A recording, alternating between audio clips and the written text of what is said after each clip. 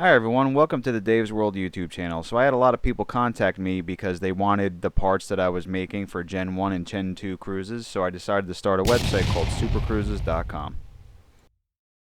When changing the spark plugs on the Chevy Cruze, the first thing you need to do is remove the coil cover that's on top of the engine. It's the part that pretty much says Ecotech on it. Once you remove that coil cover, you get access to the coil. Now, the only thing holding this coil in place are these two Torx bit screws that are bolting down the coil itself.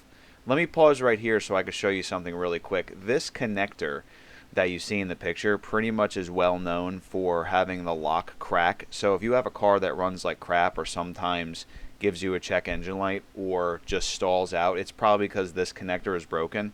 I have a fix for that. You could just take a simple zip tie and wrap it around the connector, or put a little piece down on the connector and it'll hold it in place. The next step is going to be prying up on the coil. You want to pull the bolts out and you want to be very careful to not put too much pressure on this. You just want to pry it up ever so lightly, just enough to get the spark plugs to release, because there are little connectors on the end of the boots that sort of add pressure to the top of each spark plug to hold it in place. Now after you do that, you want to spin the spark plugs counterclockwise. So the first thing you want to do is break them loose, and then I always use one of these tools.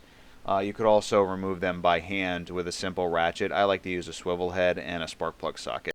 So the next thing I'm doing before I put in the new spark plugs is actually checking the spark plug gap. Okay, now you're asking what the hell is a spark plug gap. So this is a spark plug, and at the end of the spark plug is a part where electricity pretty much jumps across. That's the spark plug gap.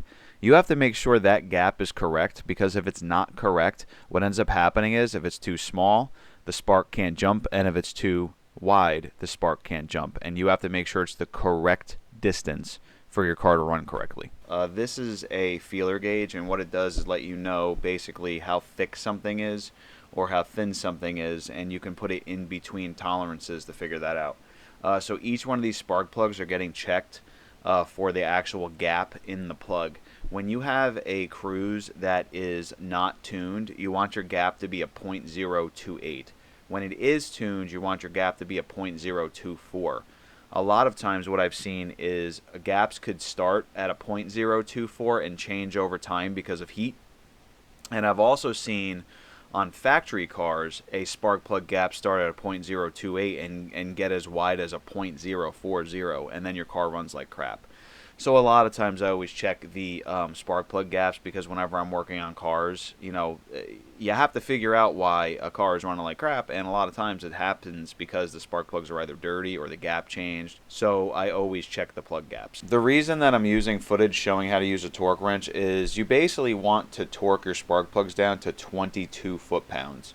It's not a lot of torque, but you have to make sure it's correct, because if your spark plugs are not torqued properly, you can end up losing compression through the hole the spark plug goes in, which means the car will not run right. Or if you tighten them too hard, what can end up happening is you could actually rip the threads right out of the cylinder head, and that's the last thing anybody wants.